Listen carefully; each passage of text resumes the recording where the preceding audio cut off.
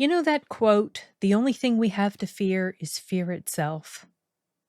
Well, it leaves out the part about what that fear will do to you.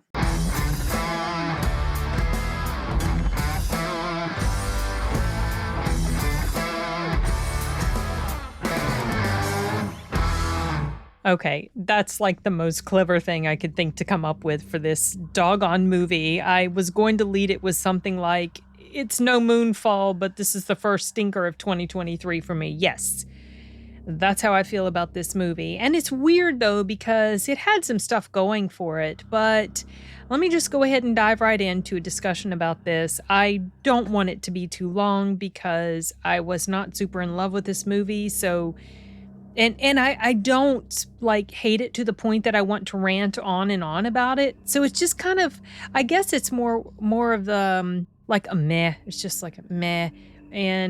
But there were issues. There were issues. So it was beyond just a normal meh. Okay, this movie, I'd never heard about it until I saw it on my Cinemark app.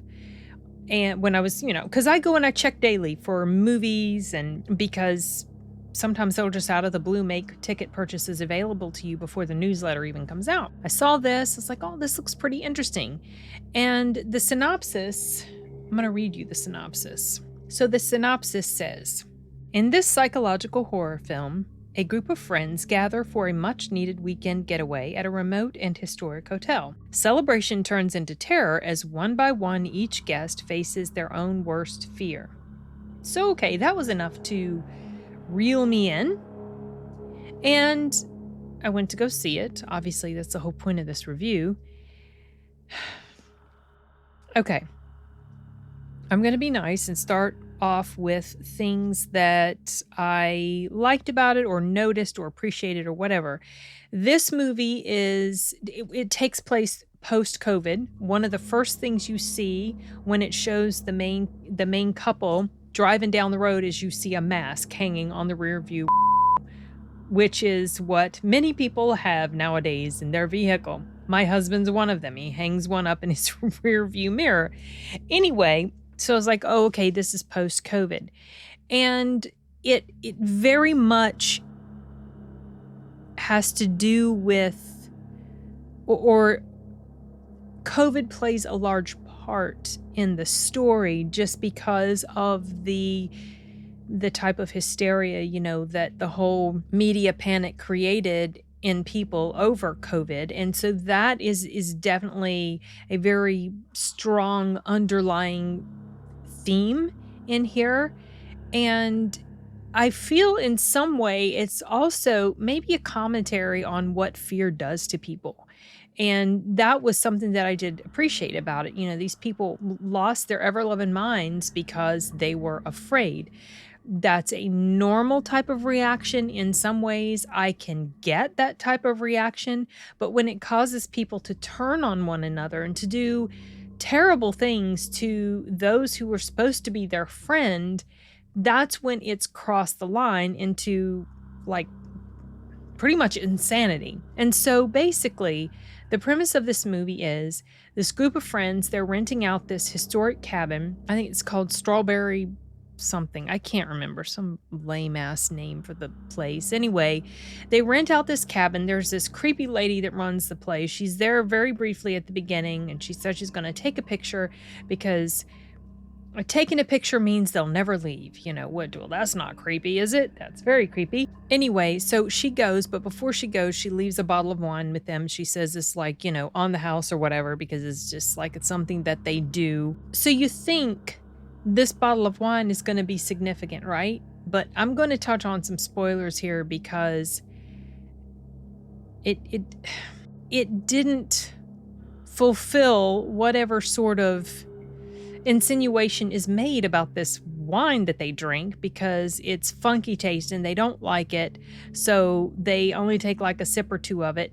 And so I'm thinking, oh, okay, because they drink this wine, this stuff is going to mess with their minds. And I guess in a way that's what you're supposed to think, but the problem is weird stuff was happening to at least one of the guys before any of the wine was taken. So, or before anybody drank any of the wine. So I don't get the point of the wine. because right then and there, the fact that wonky things were happening to one of the characters sort of erases the whole insinuation that the wine is what was causing. I mean, I don't know. Like, some stuff in here just didn't make any sense, even though I could follow it, but there were just these issues with editing, and the continuity felt off. It just, okay, I'm getting into the cons before I meant to. Okay, so I've gone over the stuff about it's post-COVID. It ties into COVID hysteria. One of the characters said something that I actually appreciated. I like this quote. He said, "Fear is a choice. Don't believe in it." And I thought that was pretty interesting, because it's good advice. And I've already gone over the part about friends turning on each other because of their fear and all of that. But basically, they spend the night at this resort cabin, big large cabin, but whatever the heck this place, resort. Weird stuff starts happening. The first night that they're there, they sit around the campfire. They talk about their greatest fears. Okay. And it just so happens that this place uses their fears against them. Now, how it knows to do that, I guess because they vocalized what these fears were, or maybe it just can get in their head and know what their fears are. Anyway, whatever. So scary stuff starts happening to them, and one by one, the fear gets the better of them to the point that, well, bodies start falling, okay? But not in the way that you think. Like, so like I said, I'm touching on spoilers a little bit here, but the fear kills them in the sense that because they believe what's happening around them and they're so scared, they do things that end up taking their own life. Okay? So that's the basic premise. And I don't mind the premise. I thought it was interesting. When you find out what's really driving all of this, it becomes definitely more sinister, and you start to wonder, how are they going to escape from this?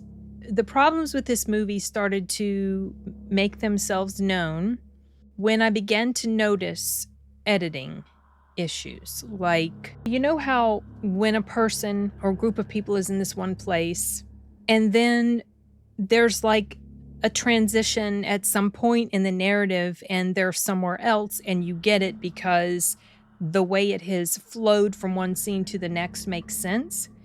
But in the case of this movie, it felt very choppy and kind of all over the place with the characters. And I don't know if maybe there were just a lot of cuts that were made, and because of that, there were these issues where it felt like it wasn't flowing together very well. Something that I think also is a weakness of this movie is that there were too many characters involved. There were several of these people in this place, and the movie had to delve into the fears of all of them. You know, these are the two main characters right here, but these side characters, they have these different fears, and so they have to branch off into little mini stories with each of them and what's freaking them out and what happens over here with them and then over here with them. And they do some of the dumbest stuff that really makes no logical sense. I'll give you an example. There's this one character who comes there. Oh, in certain narratives, they never really go anyplace. Like, there's a character that, or when the two main characters are on their way there, and there's a scene where they're parked at the side of the road, and the guy gets out to get something out of the back of the car, and the girl's kind of watching the door, the open driver's side door, like she's so scared. And I don't know why they never really go any place with that as to why she was so scared. Maybe it was because, I don't know, maybe if that was the scene where she quickly started to put her mask on when he came back to the car. I don't know. That was weird. That whole scene was odd. And I was like, okay, I guess we're going to find out later what this is about. But maybe it was just supposed to reflect her COVID hysteria. I have no idea. It wasn't carried off very well. And there was this other character who shows up, and he's coughing. So obviously everybody's freaked out, because he's coughing. Oh my gosh. And so they decide they're going to lock him in the basement because there's been this announcement on the TV that this new strain has gone airborne and it's highly dangerous and nobody's safe, everybody's infected. So they decide they're going to lock this guy in the basement. When he was already sort of keeping himself in his own room, he wasn't around them because he wasn't feeling very well, and he knew they were all suspicious about whether he had it. He said he'd had the test. He was negative. He was claiming it was allergies, but he's sucking on Robitussin or whatever the heck it was. And so, but he's sort of self-quarantining, right? In his own room. He's not around them for the most part after he starts to get worse and worse. But they decide that they're going to take this dude and they're going to lock him in the basement. They go in the room. They convince him to come out. He's coughing. They're close to him. They're not even covering their faces initially when they're all around him in the vicinity of the cough.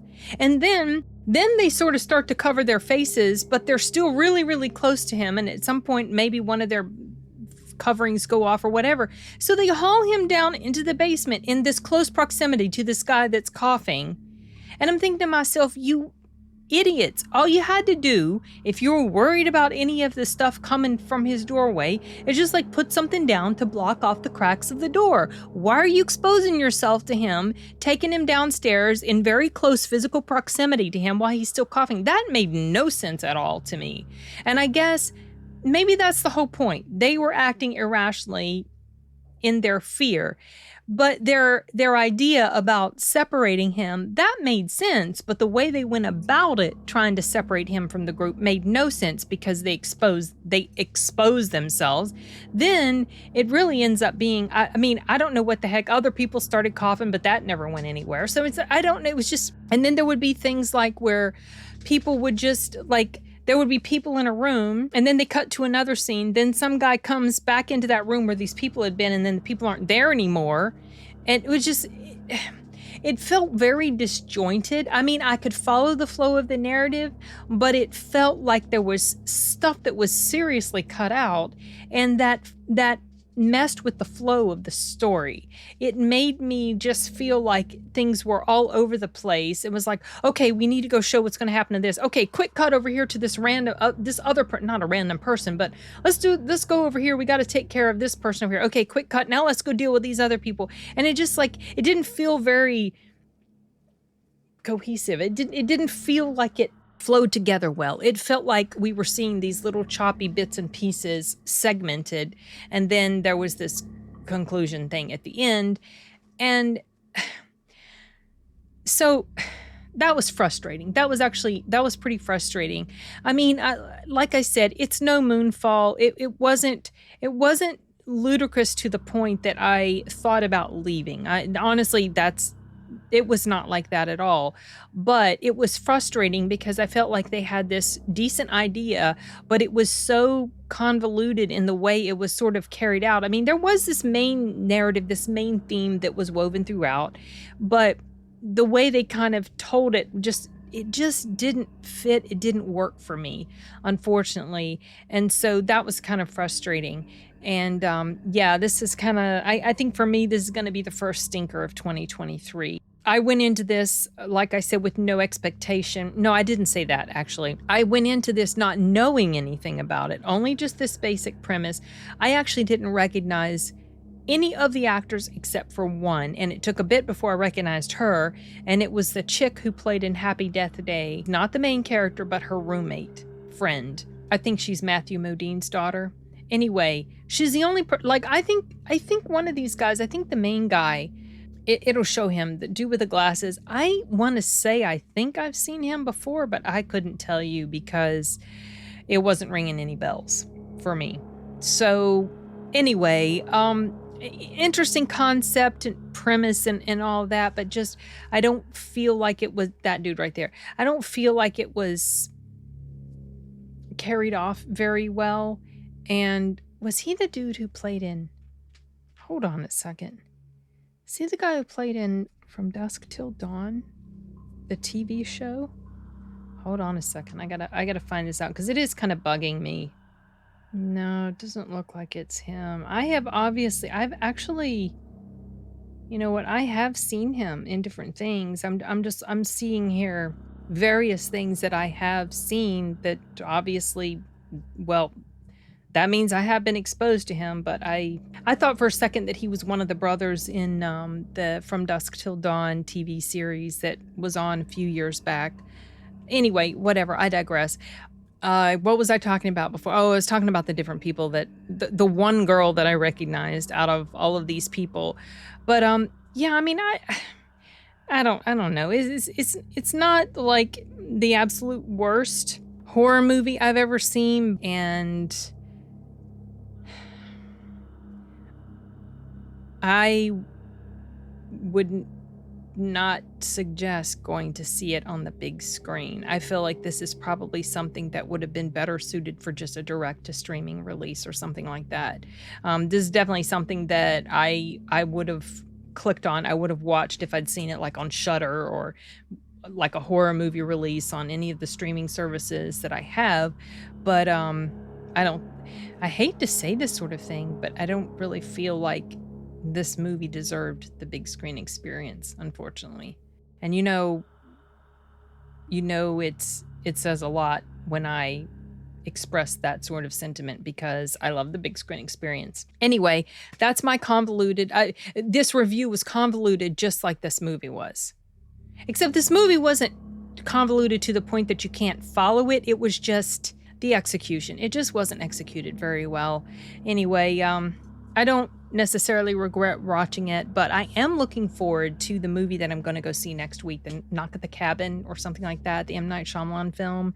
I'm actually looking forward to that. The trailer for it looks good. We've been burned a bit by M. Night Shyamalan. You know, he hasn't had the best track record, but I'm hoping that this one will be more enjoyable than Old. I didn't dislike Old, but I wasn't crazy about it for sure. Okay, that's enough for this. I really don't have, I toyed with the idea of just not even doing a review, but I was like, well, that was the whole point of going.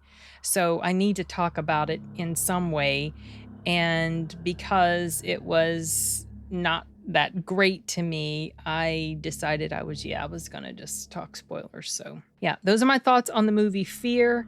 If you guys happen to check it out at any time, which I don't know, let me know what you think. Let me know if I'm completely off base on this. I don't know. It's just sort of an instinctive feel I get for things when I can kind of tell that it's going off track a bit, and I felt like this one did for sure. So, okay, that's it for this one. I'm wrapping it up. Later, guys.